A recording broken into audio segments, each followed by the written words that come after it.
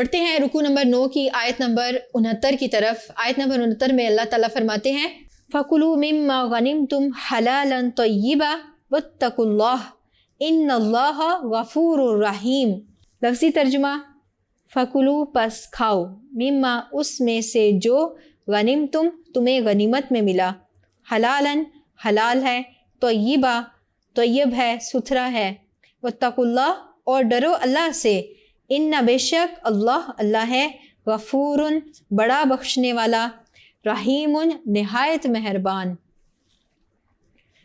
بامحاورہ ترجمہ کچھ یوں ہے، تو جو مال غنیمت تم کو ملا ہے اسے کھاؤ کہ وہ تمہارے لیے حلال اور طیب ہے، اور اللہ سے ڈرتے رہو، بے شک اللہ بخشنے والا نہایت مہربان ہے۔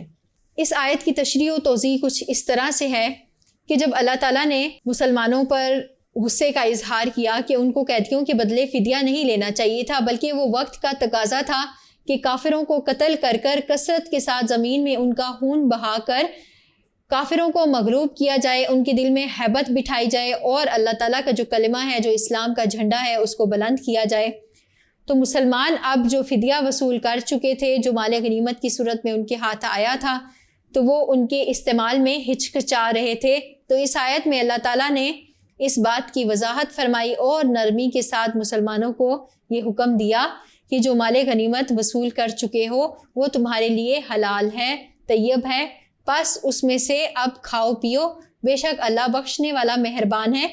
یعنی آپ نے جو اجتہادی غلطی کی، قیدیوں سے فدیہ وصول کیا، تو اللہ تعالیٰ اس پہ آپ کو بخش دے گا، کیونکہ وہ بخشنے والا اور مہربان ہے۔ تو اس میں کوئی شک نہیں کہ آپ کے لیے مال غنیمت حلال ہے، آپ اس کو بلا تردد کھا پی سکتے ہیں۔ امید کرتی ہوں آپ کو ان آیات کی تشریح سمجھ آ گئی ہوگی۔ اس کے ساتھ ہی رکوع نمبر 9 یعنی آپ کا سبق نمبر 9 مکمل ہوا۔ اگلے سبق کے ساتھ پھر حاضر ہوں گی، تب تک کے لیے tutoria.pk سے اپنی اسلامیات انسٹرکٹر رضیہ نثار کو اجازت دیجیے۔ السلام علیکم ورحمۃ اللہ۔